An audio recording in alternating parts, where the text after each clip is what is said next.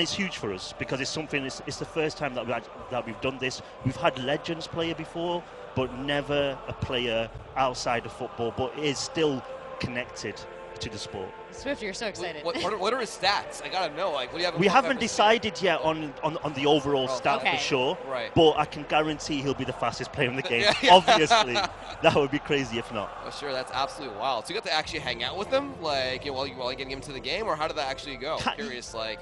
Yeah, kind of. I mean, we were there for the shoot. We did the full 3D scan because one of the things that we do with PES, we take a lot of care in how the players look inside the game, and what you'll see when you actually are seeing the gameplay is an amazing looking game, visuals, and it's something that we obviously, to put him in the game, it had to be perfect. Right. He got involved in some of the trailer shooting. We've got some more news with him coming out later in the year. Obviously, we've got a little bit of way to go before we launch on September 12th. So we've got a lot of stuff going on with him. That's fantastic. Yeah. So what did he say when you first reached out to him for this? Do you know what? It was a mutual conversation. It was like, hey, who are you? Hey, I work on PES. Oh, yeah. Usain likes PES. Oh, we should get him in the game. We should get him in the game, and that was it. Done. That's it. Easy. And it was started from there, and it's a fantastic conversation because I know it sounds silly to say, but seriously, when you have endorsements and things, people know money is exchanged. But I guarantee you this, it was always secondary. That conversation about fee was always, it was more about, what can I do? Can I get in the game? How can I look? Can you make me look realistic? My physique, my celebration, all those things as well. Well, you've really opened a door here. Oh, who's going to approach you now? I hope everyone phones me and gets me on Twitter, and yeah, seriously.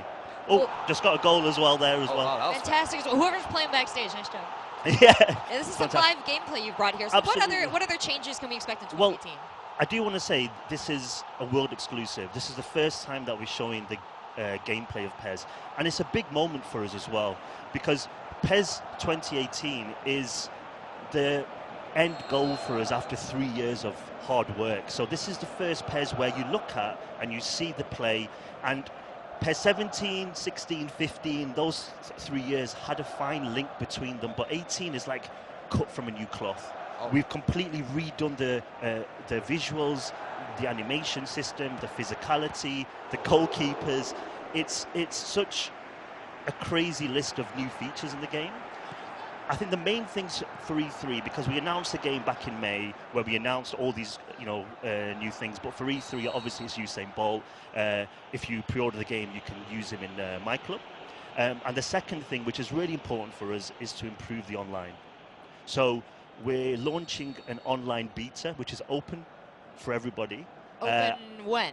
Open at the end of July. We're aiming for the 20th of July. Nice. Yeah, take notes. It's it's only available for 11 days. It's on PS4 and Xbox One. Okay, set alarm for the notes you're taking. Again, we've not done this since 2011, so it's been a long time for the company, but we brought it back because we need to improve the online. And I think that's one of the weaknesses that we sort of need to fix and get ourselves stronger. Obviously, online is super important. Everyone plays online, so it's something that we're really focusing on. With online, we've got this whole new esports system with PES League, and we're bringing our new 3v3, which is our new co-op, into there. One really cool thing about PES League, which is our esports thing, is having the balancing stats as well. What that means is obviously you're seeing Dortmund against Barcelona. These teams are very strong, but maybe you support a lower division team. You can use them, go online, and use the same stats across the board. Oh, so that's cool. So you have to worry about, like, if you have a favorite team, just because their stats are generally a little bit lower, but you can still play a favorite team and be competitive on the game. Exactly. That's great. Yeah, and it's fair, and then it's about skill. Right. And I think that's what I think when it comes to true esports, you want that sort of level playing field, really. Over anything else, it needs to be fair. Absolutely. You mentioned a 3v3. What can you tell us about that? Well, it's something that we were looking at mainly because a lot of our fans were asking for 2v2. And when we sort of look at what they really want, we wanted to add in a little bit extra. I mean, obviously, with 3v3, you do see a lot of esports competitions with that sort of 3v3. One of the biggest things that PES has is trying to convince a lot of people to play PES over FIFA. And we honestly feel that if you try to if you love the game, but all your friends don't, right. it's difficult for you to convince your friends. You want to sort of bring them with you and play together. And I think that's where it came from. And we've really focused. We've really focused on the game modes around the 3v3, where it has all the stats collected, how you perform as a clan, and you can also do really cool things like if you score a goal, there's some special 3-player celebrations that you can do together, which you can trigger as well, which is a lot of fun. So how is the player control, the in-game player control, broken down for 3 people in the course of one match?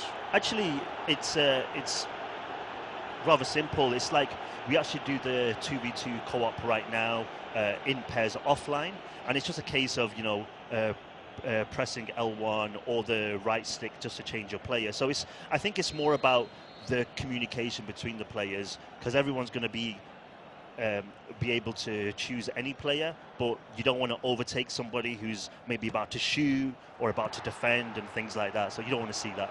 Wow, I would love to listen to the comms in those matches. Yeah, for sure. I mean, one of the most important things here that you're seeing, I do want to add, is the visual difference between last year is massive. And one of the big reasons why we actually got it here. So what you're watching, this is in daytime at the Camp Nou Stadium, which is the Barcelona Stadium, which is exclusively in pairs. And we actually went there early in the year. We actually took a full camera team, scanning team, and we scanned the full stadium. So we scanned the pitch, the stadium exterior, we went into the tunnels, we went into the changing rooms. Like a Matterport, like 5 by 5 meters at a time? Like we actually had like drones and stuff. It was a little bit more high tech. Okay, now. cool. That would have taken a long time. That would have been a while. But we actually, captured that in day, and at night time we actually stayed there. The team stayed there till the evening. Sun went down, went back out. And redid all the lighting, all the shadow. How cool is that? Fantastic work. And we've done that with Borussia Dortmund as well, who you're seeing here as well. So what we've done is a lot of work to make the game look fantastic. I talked about this whole 3-year difference. Yeah. This time is taken to create this masterpiece. We believe it's a masterpiece.